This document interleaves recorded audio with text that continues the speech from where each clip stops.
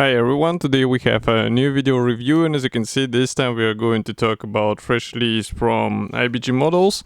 It comes in 1/35 scale, so that's why we have quite a large box here. You can see comparison with my hand, and that's the Polish Tank 7TP. It's a single turret version in its early production version, so as you can see here on the box art, it's relatively simple tank, but still quite an interesting build, and especially in 1/35 scale, because I would say that's unusual type, and in this scale it might be a slightly different subject to build and work upon. So of course I have the commercial sample here, so it means you'll get exactly the same stuff if you order it, for example, on official IBG website or in any good model shop. And as I said, box is relatively large. Kit number is written there, it's 35070. Here on the side you'll find also some other kits from the same brand. We reviewed some of them together, so you can find it easily on the YouTube channel. And on the opposite side you can see one marking option profile. I hope there will be more, but let's see. Let's open the box, and here is what we have inside. So as you can see, there is plenty of stuff, and these are basically the resealable plastic bags. Even one sprue is without the plastic bag, which is quite interesting, I would say. But we are going to start with them one by one, and then gradually we will check all of this stuff which is included here. So let's start with the sprue which was without the plastic bag, because it's easier to get it.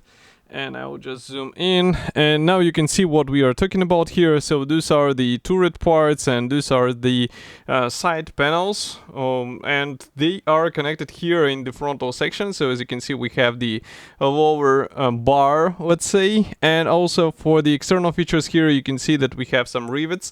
They're quite large, but I guess that's how it was on the Rio tank. If you have some reference material for this tank, feel free to write in the comment section. I will be happy to learn more about it. And as you can hear, I'm opening the next plastic bag. Here we have the set of identical plastic frames. So first of all, this is the sprue K. And well, with this sprue I already have questions, because here, as you can see, we have various ammo rounds, and I'm not sure if we actually get the interior here, but if we get those ammo rounds, probably they should be placed somewhere inside the tank, so it will be interesting to see how they will be actually modeled in this plastic kit. And then there is another pair of identical plastic sprues. These ones are marked as a sprue O, and we get the track parts, so I will show them in a second. As you can see, these are one-piece track length. Also here we have the track links, which are molded separately, and overall quality looks fine. Of course, the separate track links might take some time, so be ready to work with all of this stuff. Obviously, there is no assembly jig or anything of this sense, so you will have to be careful while getting this stuff together. But I think it's not a difficult task, it's more of a tedious work, repeatable task, which might take some time. Next, we continue with another pair of identical sprues. This one is even bigger, and it's marked as a sprue P, because here we have the road wheels, drive sprocket parts, idlers, and some of the suspension elements. And for the suspension elements, I would like to zoom in so that you can see that these complex shaped arms, they are actually molded as a single piece parts, and that's really cool because you won't have to deal with the separate assembly, and the only thing you'll have to do is a bit of a complex design of this suspension. And again, this is something what you cannot avoid, but I think the final result will be a really good looking thing. Next, we continue with the sprues which were packed into the next plastic bag. So here we have some of the engine parts, surprisingly. So if I zoom out, you can see the whole sprue, and overall molding quality looks fine. We have here the various piping and also the drive belts. But why I'm surprised, because it wasn't announced anywhere that the engine is actually included here. And as for the engine itself, it is placed on the sprue B here. So I will just zoom out even more so that you can see what we are talking about here. And note that this sprue is actually housing the main block parts here. We also have the oil pan and some parts for the engine radiator, but overall it looks really nice. And of course it's cool to get the engine in the standard package. You don't have to buy anything. And just to give you a closer look at this engine part, so here is the zoom in for the engine block and also for these covers which are molded separately, and of course the exhaust. And the only thing which probably worth adding here is the wiring. So in case you wonder how to detail this item even more, the wiring might be the answer. It should be also noted that here, if I flip over these parts, as you can see, we do not have any guiding pins whatsoever. So this is quite interesting design, but I guess it will be resolved with the separate parts which will be assembled together. IBG usually does such thing, and I guess this kit is not an exclusion from this rule. Next, we continue with the sprues which are dedicated to the hull parts. So here, for example, you can see the parts for the rear section of the tank. Again, everything looks quite nice, so there is nothing to complain about. And the same can be said about these turret panels. I will show them in a second. Here they are. Let's zoom out a bit. Okay, now you can see that here we have the turret parts, and I suppose we have the separate hatches, because here you can see some of them are molded as a one-piece parts. Maybe it will be useful in order to expose what is inside, maybe for placing some figurines. And from what I'm seeing here, it's not like the full interior is included out of the box. It's more of the, I would say, the main areas which can be shown or can be useful on the diorama project. So this is also quite an unusual approach to the design.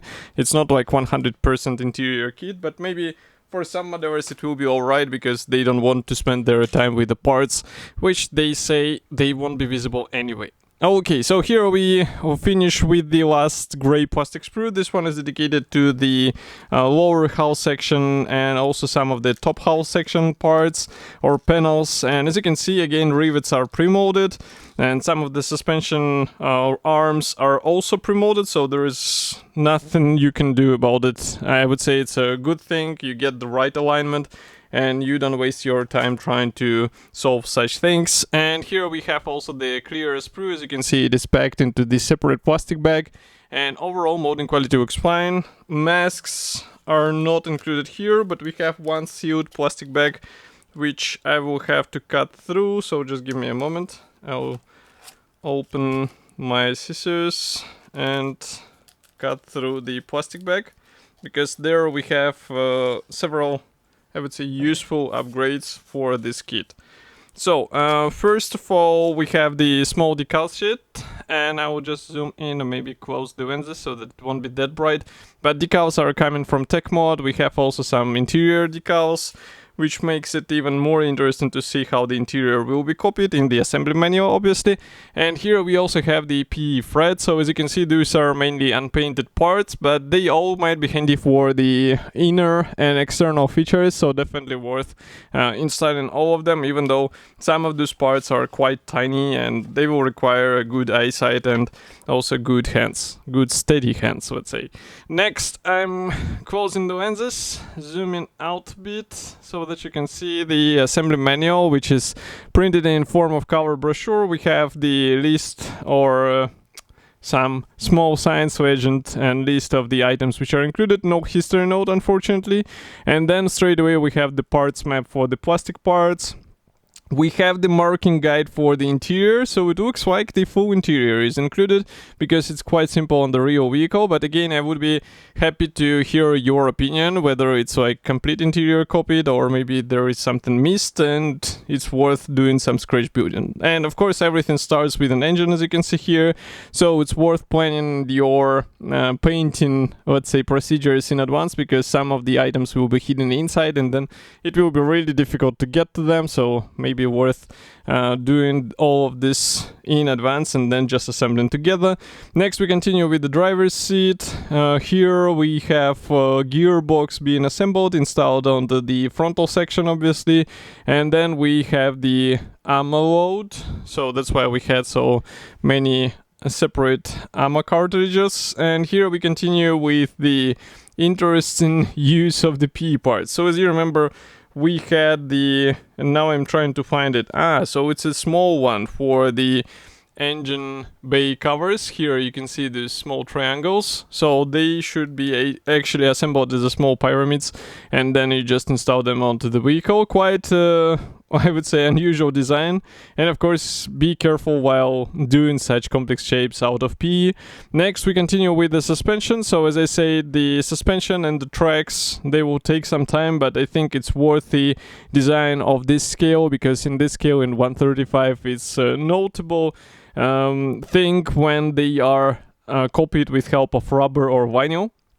Next we have the turret assembly. So again, we have the separate hatches, we have some PE parts used here and there, so more of the features can be copied out of the box. And of course we have the separate hatch which can be opened as well. As you can see, we have even the handle replicated with PE part, and manufacturer actually suggests that you can open this top hatch but not the rear one, which is quite interesting.